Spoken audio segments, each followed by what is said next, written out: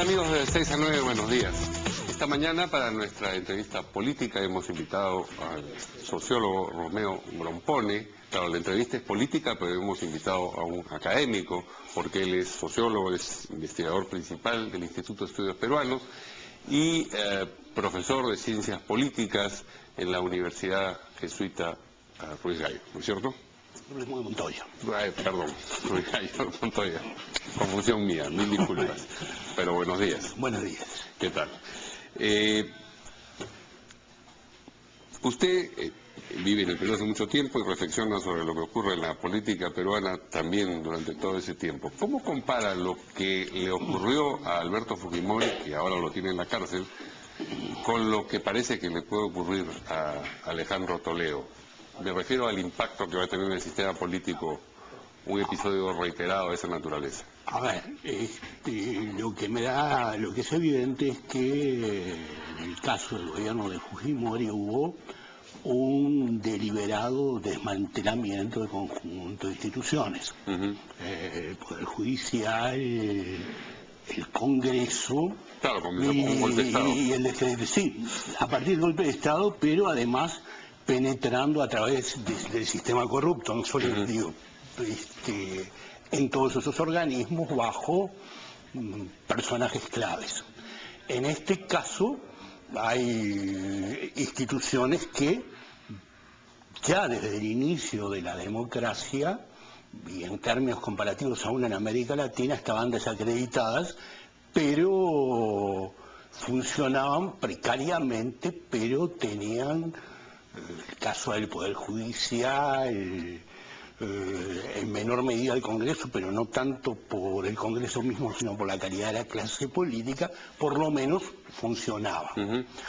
Lo que está ocurriendo ahora es que, digamos, que uno es un proceso de destrucción y otro es un proceso de erosión agravada, cuyo desenlace todavía no lo podemos adivinar, pero que en todo caso me parece que pone en peligro la estabilidad democrática y donde se necesita una tarea que yo no me haría a diagnosticar en todas sus características para salvar la credibilidad de la democracia dentro de los propios políticos, pero también dentro de la población, y es un desafío muy grave, ¿verdad? Cuando usted dice pone en peligro la estabilidad democrática, ¿se refiere a que podría, digamos, suceder a los gobiernos democráticos que hemos tenido un nuevo gobierno dictatorial o alguna forma disfrazada? Lo que yo pienso, espero que no. Espero que no. Lo que va a ocurrir es que, espero que no, pero es probable de que este es el comienzo de un largo proceso, el de Toledo, en que van a seguir, bueno, ya pasó anteriormente el caso de Cuba, y van a seguir otros procesos que se van a ir eslabonando. En ese trayecto, obviamente va a haber deslindes de algunos ataques a otros en un ambiente extremadamente competitivo y en algunos casos la lógica de o ganar prestigio o la lógica del sálvese quien pueda, que al final se te pueden terminar mezclando. Conclusión, si ya tenemos élites políticas muy desprestigiadas, esto va a llevar a, me parece que va a arrastrar al conjunto. Sí. Entonces, ahora, no quiere decir que vaya a haber un desenlace autoritario, pero sí va a estar afectada la calidad de las instituciones democráticas, ¿no? Y bueno, puede ser que funcionen adecuadamente la Fiscalía, puede ser que la Procuraduría funcione, puede ser que el Parlamento sea relativamente prudente y eficaz, pero me parece que ya es más un control de daños que un desenlace, que un desenlace feliz y virtuoso, ¿verdad? Sí. Ahora, disculpe que hable así, pero... No, pero por favor, si para eso lo invitamos, para que diga lo que realmente piensa. Uno ya puede leer en las redes una reflexión de este tipo. Durante mucho tiempo se asoció dictadura con corrupción, o mejor dicho, corrupción con dictadura, y lo que vemos ahora es que la corrupción puede producirse en igual medida o en una muy similar en la democracia. esto es una línea de defensa de quienes quieren decir en el fondo que una dictadura no está tan mal. Bueno, pero uno tiene... Sí, perdón. Eso, digamos, ¿tiene un correlato en el escenario político inmediato? Bueno, no, pero digo, uno debe suponer que la democracia tiene controles. Sí, Controles claro. a través del Poder Judicial, de organismos como la Contraloría General de la República, como las unidades de inteligencia financiera, que funcionan adecuadamente y que pueden poner coto al proceso. No, claro, ahora, en la democracia sí, suenan las alarmas. es eso. Y se ¿no? sanciona claro. Ahora, el problema sí es que pueden funcionar adecuadamente si no, porque en un escenario que a mí me parece que es muy difícil, porque es fácil de decir, pero no tan fácil de hacer, combinar la atención a la complejidad de todos los casos judiciales que se están abriendo con la transparencia, porque uno puede decir, es muy fácil, informamos adecuadamente, pero ¿cómo informamos? Tiene que haber, me parece, que una comunicación entre los poderes del Estado, pero tiene que haber una comunicación con la sociedad que la gente entienda cómo es que funcionó los elementos básicos de esta corrupción y del estilo de hacer algunos negocios en el Perú. Y si eso no se transmite adecuadamente, va a haber como un escenario abigarrado en que todo se denuncia y nada se termina finalmente entendiendo en su cabalidad, ¿verdad? Bueno, eso es más o menos la historia que conocemos con honrosísimas excepciones, pero todo se denuncia y nada se lleva, digamos, a la Claro, sanción. pero el problema es que esto va a generar un terrible escepticismo en la población y también en distintas instancias de gobierno, incluido las subnacionales, ¿verdad? O sea que yo creo que se tiene que actuar con mucha claridad, con mucha prudencia, pero sabiendo todas esas complejidades, porque también hay otra discusión y es que, bueno, la política de los hechos consumados, o sea, se hicieron, no, porque Odebrecht no es lo único, si nos centramos solamente en Odebrecht, estamos simplificando el asunto, y si además dependemos únicamente, que creo que no, de las informaciones que brinda Odebrecht, estamos como de alguna manera con algunas constricciones. El problema es muchísimo más amplio y se requieren instrumentos técnicos, recursos, y me da la impresión que hay algunos actores políticos o empresariales con buena voluntad dicen, bueno, tenemos que seguir adelante, las cosas están mal hechas, pero hay que continuarlas de todas maneras. Claro, hay una ecuación entre garantizar el crecimiento económico y asegurar que sean procedimientos adecuados. Pero me parece que también puede primar un cierto ánimo de seguimos haciendo las cosas y después corregiremos en el camino. Y va a seguir entonces ese mismo proceso de erosión, se va a ir profundizando y profundizando. Sí, la pregunta que yo le hacía es, ese tipo de discurso que le describí hace un momento, ¿cree usted que va a tener asidero? Yo sé que la democracia tiene ventaja frente a la dictadura, imagínense, yo estoy muy convencido de eso de ahí, pero lo cierto es que ese discurso existe y lo que le preguntaba eso, ¿va a encontrar un terreno abonado en la gente? Ese escepticismo que usted mencionaba va a ser terreno fértil para que discursos autoritarios nuevamente ganen popularidad.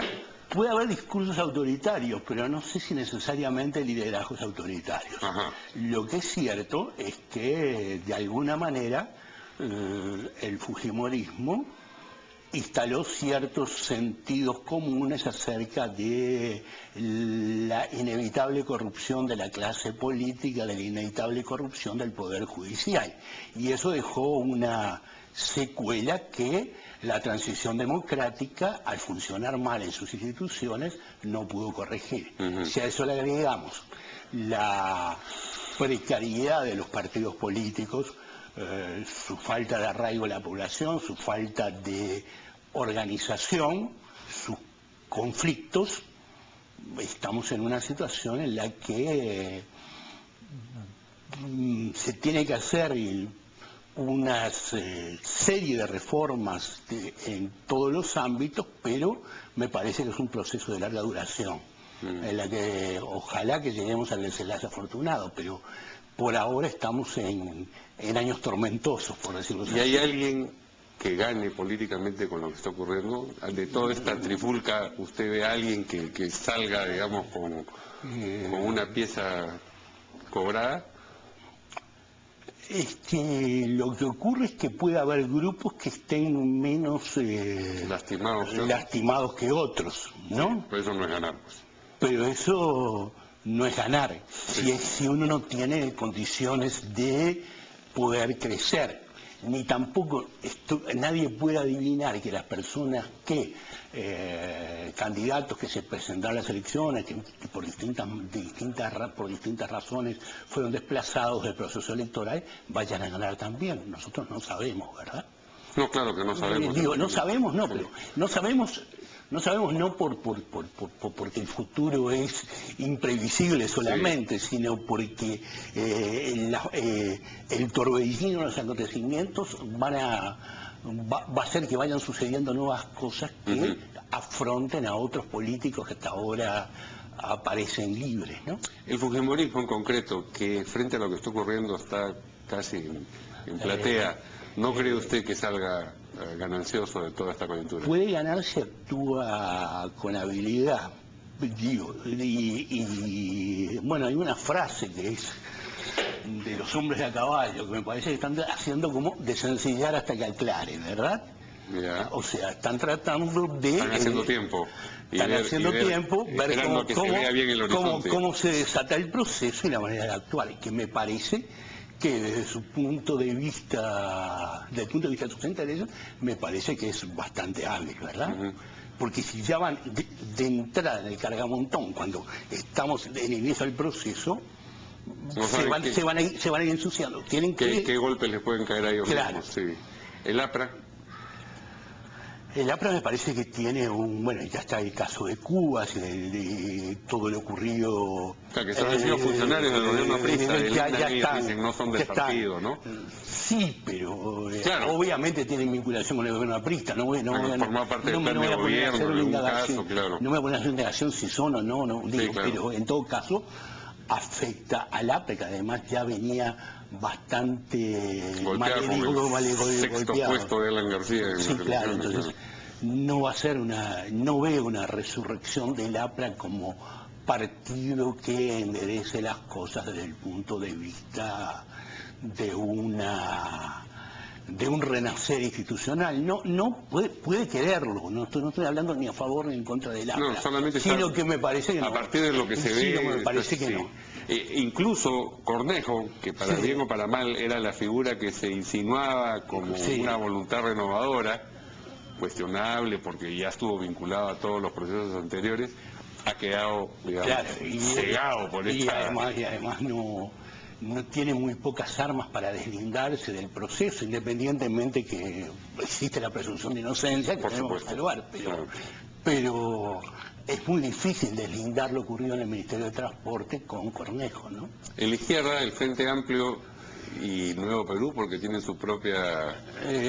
bueno, yo creo que el gran problema de la izquierda en el Perú es que a pesar, las divisiones pueden ser circunstanciales y probablemente me da la impresión que se va a firmar el liderazgo de Mendoza frente al de Arana finalmente. Eso es una presunción, pero me parece que tiene una gran dificultad de ampliar su arco de alianzas, ni por el lado de Santos, que además tiene sus problemas, ni por el lado de una especie de centro izquierda político que me parece que es muy débil en el Perú, entre otras cosas porque me parece que no hay una tradición socialdemócrata fuerte en el Perú tampoco, ¿no? Bueno, el APRA ocupó ese espacio, o por lo menos lo reclamó.